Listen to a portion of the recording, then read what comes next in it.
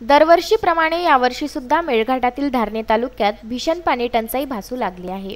एकीकडे शासन प्रशासन नागरिकांना सोशल डिस्टन्सिंगचे व लॉकडाऊनचे पालन करण्यास भाग पाडत आहे, तर दुसरीकडे धारणीत 153 गावातून बहुतांश गावात एप्रिल महिन्यापासूनच भीषण पाणी टंचाई निर्माण झाली आहे। परिणामी नागरिकांना तब्बल 2 ते 3 किलोमीटर अंतर पायपीट करून भर उन्हात पिण्याचे पाणी आणावे लागत आहे। धारणी तालुक्यातील एकूण 62 ग्रामपंचायतीचे बहुतांश ग्रामसेवक स्वतः आपापल्या गावी पसार होऊन लॉकडाऊन झाल्याची गंभीर माहिती समोर येत आहे। वरिष्ठ प्रशासनाचे ग्रामसेवकांवर कोणतेच नियंत्रण नसल्यामुळे सर्व ग्रामपंचायतीचे कामे वाऱ्यावर सुरू असल्याचे चित्र दिसून येत आहे। 2 ते 3 किलोमीटर अंतरावरून विहिरीतून पायपीट करून पाणी भरावे लागत असल्यामुळे सकाळ, दुपार व संध्याकाळ पाण्याच्या सर्व स्रोतांवर गर्दी होत असल्यामुळे काय सोशल डिस्टन्सिंग लोकांना काहीच भान राहिल्याचे कुठेच दिसून येत नाही। एका हात पंपावर 20 ते 25 महिला पाणी भरताना दिसून येत आहे, तर विहिरीवरही मोठी गर्दी झालेली दिसून येत आहे।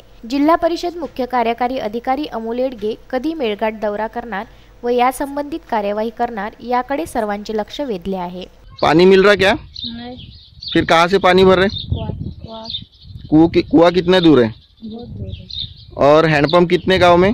4 और चालू कितने? 2।